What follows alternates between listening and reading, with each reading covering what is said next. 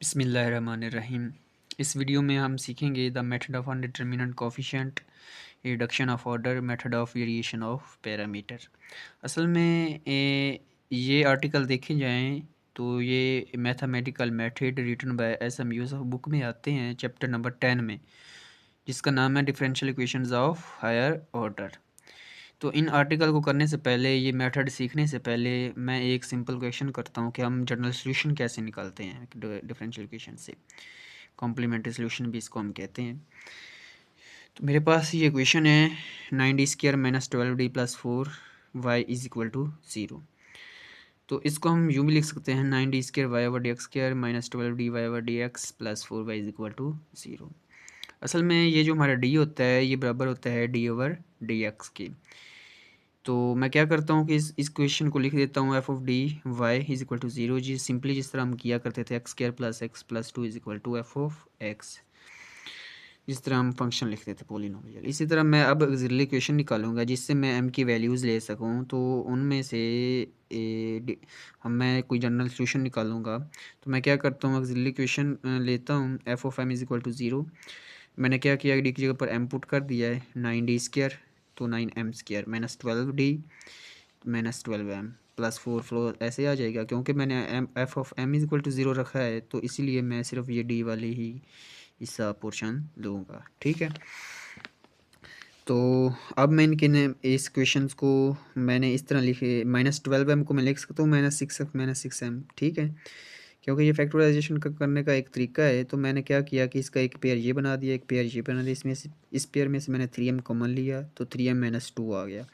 इस पेयर में से मैंने -2 कॉमन लिया तो 3m - 2 आ गया। अब ये दो फैक्टर बन गए हैं 3m - 2, 3m - 2। तो इनमें से मैंने अलग-अलग कर लिया, इनको 0 के बराबर रख कर मैंने m की वैल्यूज़ फाइंड कर ली। तो जो वैल्यूज़ आई हैं इनसे हम सॉल्यूशन निकालते हैं। कैसे कि ये मेरे पास दो वैल्यूज़ आई हैं, सेम है। तो अगर सेम वैल्यूज़ आए तो हम क्या करते हैं, c1 + c2 x, दूसरी बार हम x लगेंगे। अगर तीसरी वैल्यू होती तो हम फिर क्या करते, इसी तरह c3x²। अगर सेम वैल्यूज़ हो तो फिर क्या करते हैं कि e⁻²/3x है कि जो हमने वैल्यूज़ निकाली होती हैं वो हम पावर में लिख देते हैं। तो अगर वैल्यूज़ डिफरेंट आ जाएं तो फिर हम क्या करते हैं कि c1 पहला कांस्टेंट e⁻²x प्लस दूसरा कांस्टेंट c2 e⁻3x, फिर हम उनको सेपरेट लिख देते हैं प्लस के साथ। इस तरह ये क्वेश्चन का सॉल्यूशन निकालने का तरीकाकार है कि जो वैल्यूज़ आए हम कांस्टेंट के साथ हैं उनको लिख देते हैं, साथ ई लिख देते हैं एक्सपोनेंशियल उसकी पावर में जो सॉल्यूशन हमारे पास आए। ठीक है। तो अब हम पहला आर्टिकल करते हैं the method of undeterminant coefficient. तो पहला जो हमारा मेथड है वो है the method of undeterminant coefficient. तो मेरे पास ये एक इक्वेशन है y" - 4y' + 4y = e⁻²x। तो इसको मैं लिख सकता हूँ d² y/dx² - 4d y/dx + 4y = e⁻²x। तो सेम इसी तरह जैसा कि हमें पता है कि d/dx बराबर होता है d के। तो मैं इस इक्वेशन को इस तरह y मैंने कॉमन ले लिया तो हमारे पास पीछे क्या बचेगा, d²। d/dx की जगह पर ये स्क्वायर वाले हैं तो d² आ जाएगा -4d + 4y मैंने कॉमन ले लिया = e⁻²x आ गया। तो ये क्या फॉर्म बनती है, it is the form f(dy) = f(x) बन गया। तो फॉर कॉम्प्लीमेंट्री सोल्यूशन मैं क्या करूँगा, फॉर कॉम्प्लीमेंट्री सोल्यूशन मैं f(d) को 0 के बराबर पुट कर दूंगा, f(dy) को 0 के बराबर पुट कर दिया। क्योंकि मैंने कॉम्प्लीमेंट्री सोल्यूशन निकालना है इस इक्वेशन को लेकर, तो मैं अब क्या करता हूँ कि मेरे पास ये इस हिस्से को मैं ले लेता हूँ, y को भी किस तरह इसमें से निकाल दूँ। तो मैं इसको क्या नाम दूंगा कि auxiliary equation is auxiliary equation is हमारे पास क्या आ जाएगी, जिस तरह हमने सीखा है कि हम लिख देते थे f(m) = 0। अब मैं d की जगह पर m पुट करता जाऊंगा कि जो हमारे पास जहाँ पर d होगा वहाँ पर मैं m पुट कर दूंगा। ठीक है, क्योंकि y हमने निकाल दिया है तो f(m) है ना, ठीक है ना, f(d) f(m) तो मैं डी की जगह पर अब क्या करता जाऊँगा, एम पुट करता जाऊँगा। तो मैं क्या लिखूँगा, M square minus 4m plus 4 is equal to 0। तो अब मैं इसकी फैक्टराइजेशन करता हूँ। तो फैक्टराइजेशन करने के लिए मैं इसको लिख सकता हूँ एम स्क्वायर 4 को -2m जैसा कि देखें ये 4 को इसके साथ 1 के साथ मल्टीप्लाई करेंगे तो 4 बनता है ना। तो इसी तरह मैंने वो लेने हैं डिजिट जो मल्टीप्लाई करने से 4 आएँ और प्लस माइनस करने से यही -4 आ जाए। तो ये मेरे पास -2m -4 आ गया। तो 2 मल्टीप्लाई करने से 4 ही आता है, ठीक है। Plus 4 is equal to 0। मैंने अब इनके पेयर बनाने हैं, पेयर बनाने उनमें से कॉमन लेकर हमारी फैक्टराइजेशन हो जाएगी। इसमें से मैं कॉमन लूँगा तो क्या आएगा, m-2 माइनस, अब मैं -2 कॉमन लेता हूँ इसमें से तो क्या आ जाएगा, m-2 इज इक्वल टू 0। तो इसमें से m-2 इधर भी है, m-2 इधर भी है। तो मैं क्या करता हूँ कि m-2 दोनों में है ना, तो मैं m-2 को कॉमन ले लेता हूँ दोनों में से। जब मैंने दोनों में से कॉमन लिया तो इधर क्या बच जाएगा, m, और इधर क्या बचेगा, -2 इज इक्वल टू 0। ये मेरी फैक्टराइजेशन होगी। तो इनको मैं लिख सकता हूँ m-2 is equal to 0, m-2 is equal to 0। तो m is equal to 2, m is equal to 2। तो कॉम्प्लीमेंट्री सोल्यूशन के लिए मैं क्या करूँगा कि y ऑफ c हमारा किसके बराबर आ जाएगा, कि हमने सीखा था कि c1 अगर सेम आ जाए तो मैं क्या करता हूँ, c1 प्लस c2x इनको ब्रैकेट में इकट्ठा लिख देता हूँ, साथ में e की पावर जो वैल्यूज़ आई हैं वो हम पावर में लिख देंगे, ठीक हो गया, e की पावर 2x है। तो ये हमारा कॉम्प्लीमेंट्री सोल्यूशन आ गया। क्योंकि हम मेथड ऑफ अनडिटर्मिनेंट कर रहे हैं तो इसमें हमें वाई पी चाहिए, निकालना होगा चाहिए। तो जब वाई पी हमारे पास आ जाएगा तो हमारे पास एक सोल्यूशन आ जाएगा, जैसे कि वाई ऑफ सी प्लस हम वाई ऑफ पी पुट कर देंगे तो वाई ऑफ सी की वैल्यूज़ आएगी, वाई ऑफ पी की हम निकालेंगे तो उसमें हम ये पुट कर देंगे इस इक्वेशन में, तो हमारे पास एक सोल्यूशन आ जाएगा। तो वाई ऑफ पी अनडिटर्मिनेंट मेथड में हम फ़र्ज़ कर लेते हैं कि हमारे पास ये है एक्स ऑफ के ए ई की पावर 2x।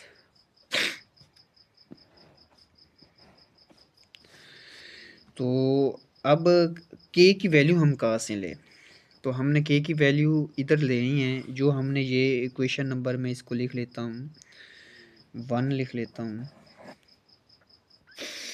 x को इग्नोर करें और a e की पावर 2x को देखें कि इस ये इक्वेशन नंबर 1 से अगर कोई फैक्टर में से सेम आ रहे हैं, अगर तो सेम आ रहे हों, उनके मुशाबा हों तो फिर हम k की वैल्यू लिख देंगे 1। अगर मुशाबा ना हो, उनके साथ मिलते जुलते ना हो तो हम k की वैल्यू लिखेंगे 0। तो देखते हैं कि a e की पावर 2x, e की पावर 2x तो इधर है, तो साथ में देखें कांस्टेंट है किसी के साथ, हाँ कांस्टेंट भी है, तो हम k की वैल्यू क्या लेंगे, 1 लेंगे। लेकिन इस केस में मैं क्या करूँगा, k की वैल्यू 2 लूँगा, क्योंकि m की वैल्यूज़ क्या हो रही हैं, रिपीट हो रही हैं। तो y of p is equal to x की पावर 2 a e की पावर 2x। तो इसको मैं दोबारा रीअरेंज करके लिखता हूँ कि y of p a x square e की पावर 2x। तो अब हमारे पास मसला है कि a की वैल्यूज़ हमने फाइंड करनी है, तो वो हम कैसे फाइंड करेंगे, तो हम इस इक्वेशंस को डिफरेंशिएट करेंगे 2 दफ़ा, तो फिर इसको हम इसमें पुट कर देंगे, पुट करके तुम्हारे पास a की वैल्यू आ जाएगी। मैंने क्या किया कि ये हमारे पास y इक्वेशन ही असल में ये हमारे पास y है, ठीक है ना। तो इसको मैंने इक्वेशन नंबर 2 का नाम दे दिया। तो इसको मैं अब 2 दफ़ा डिफरेंशिएट करूँगा, differentiate with respect to x। जब मैंने इसके x के साथ डिफरेंशिएट किया तो y डैश आ जाएगा, ये हमारा कांस्टेंट है, ये सेम रहेगा। तो इस पर लगेगा प्रोडक्ट रूल, पहले मैंने x को डिफरेंशिएट किया 2x आ जाएगा, e की पावर 2x आ गया, प्लस फिर आ जाएगा 2a x स्क्वायर e की पावर 2x, ठीक है।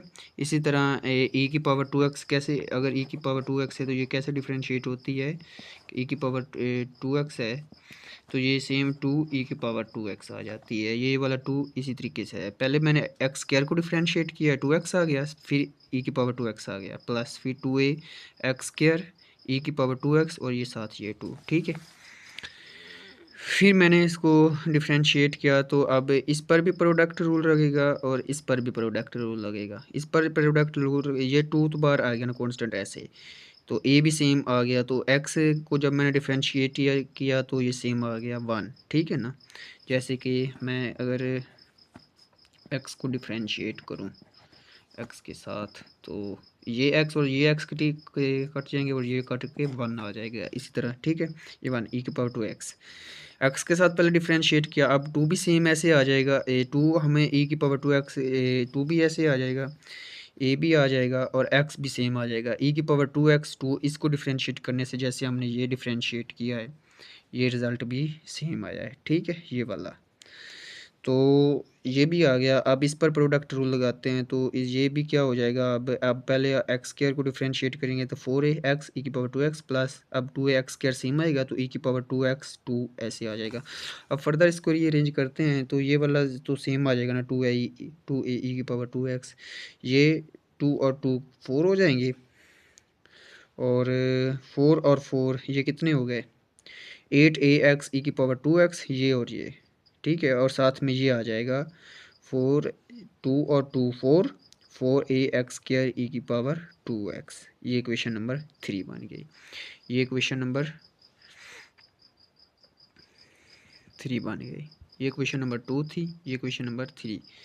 हमारे पास अब डबल डेरिवेटिव भी आ गया है, हमने फर्स्ट डेरिवेटिव भी किया है। इसको असल में करें क्वेश्चन नंबर 3, इसको करें 4। अब हम ये जो डेरिवेटिव लिए हैं इसको हम इस इक्वेशन में पुट कर देते हैं। फ़र्ज़ करें इस इक्वेशन का हम नाम रख लेते हैं ए। ये जो डेरिवेटिव है ना, डबल डेरिवेटिव फर्स्ट डेरिवेटिव, इनमें पुट करके तो इसमें से हम ए की वैल्यू फाइंड कर लेंगे। तो फिर हम ए की वैल्यू फाइंड करके तो हम इधर इक्वेशन नंबर हमारे पास 1 थी तो 2 इस इधर पुट करके तो हमारे पास वाई पी आ जाएगा। तो इस तरह वाई पी पुट करके हम ये सोल्यूशन हमारा निकल आएगा। तो मैंने क्या किया कि सिंपली ये जो मैंने डेरिवेटिव लिए थे ये वाले वाई डैश ये वाला और वाई डबल डैश और ये वाई वाली इक्वेशन, ये इक्वेशन नंबर ए में पुट कर दिए। वाई डबल डैश की ये वैल्यू है, वाई डैश की ये वैल्यू है और वाई की ये वैल्यू है, ठीक है। तो इनको मज़ीद सिंपलीफाई करने से मेरे पास जवाब क्या आएगा कि इसको मैं लिख सकता हूँ 2a e की पावर 2x, या आप इस तरह करें कि ये जो e की पावर 2x है ना ये सब में आ रही है तो इसको आप क्या करें कॉमन ले लें। तो इसको मैं कॉमन लेता हूँ e की पावर 2x को, तो इधर क्या बचेगा 2a plus 8a plus 4a x square,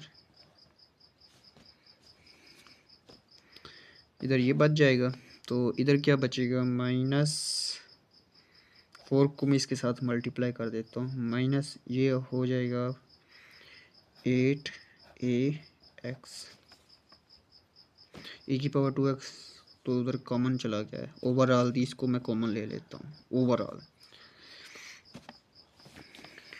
8ax आ जाएगा, फिर प्लस माइनस माइनस आ जाएगा minus 8a x square e की पावर 2x ओवरऑल कॉमन है तो ये हो गया। अब plus 4a x square e की पावर 2x कॉमन है, e की पावर 2x। अब मैं मज़ीद इसको सिंप्लीफाई करता हूँ, e की पावर 2x, ये इधर ब्रैकेट ओवरऑल की भी लगाएं। तो अब इसको मैं जब मज़ीद सिंप्लीफाई करता हूँ तो ये 2a और प्लस 8a ये क्या हो जाएंगे, मैं इसको पहले लिखता हूँ 2a plus 8a plus 4a x square minus 8ax minus 8ax² plus 4ax² is equal to की पावर 2x। अब इधर b की पावर 2x इधर b की पावर, ये आपस में कट जाएंगे। तो पहले a वाले सिंप्लीफाई करें या पहले x² वाले सिंप्लीफाई कर लें। -8ax² प्लस 4a और प्लस 4a ये क्या हो जाएंगे, ये कैंसिल हो जाएंगे आपस में। ये 8 है ना, 4 और 4, ये माइनस का 8, ये प्लस के 8 हो जाएंगे। ये कैंसिल हो गया आपस में। तो ये और ये भी कैंसिल हो गया। ये प्लस का 8 है और ये माइनस का 8 है, ये भी आपस में कैंसिल। तो इधर क्या बचेगा, इधर बच जाएगा 2a, ठीक है। ये a की और इधर भी 1 बचेगा। अब a की वैल्यू क्या है, ये 1/2। तो ये जो a की वैल्यू आई है, तो हमारे पास मैंने एक सॉल्यूशन निकाला था इधर। क्या सॉल्यूशन था वो, y of p ax² equation 2 is y of p a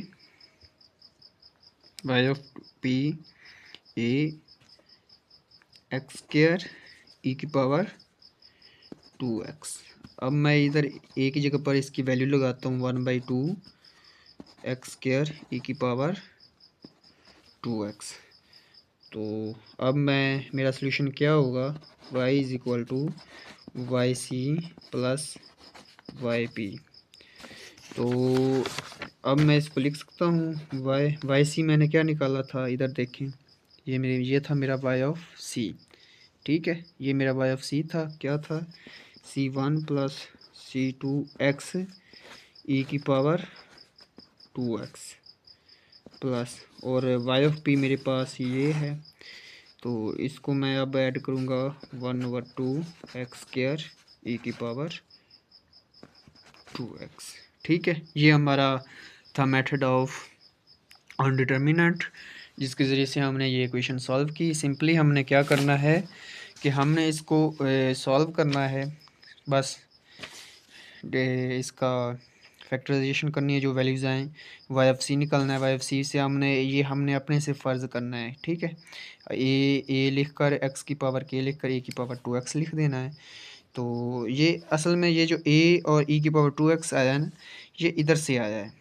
ये हमारे पास थी ना ए की पावर 2x, तो साथ में ये अगर मैं इसको डिफ्रेंशिएट करूँ तो क्या आता है 2e की पावर 2x, यानी कि साथ में कोई कांस्टेंट है और साथ में आ रहा है e की पावर 2x। अब अगर मज़ीद इसको मैं डिफ्रेंशिएट करता तो ये इधर आ जाता 4e की पावर 2x, यानी कि e की पावर 2x साथ में आ रहा है, यानी कि कांस्टेंट और e की पावर 2x। तो मैंने x की पावर k अपने से लिखा और a कांस्टेंट और a की पावर 2x। जब हमने y ऑफ p बनानी है इक्वेशन, आपने इंडिटरमिनेट मेथड में ये याद रखना है, ठीक है। ये हमने ऐसे निकालनी है।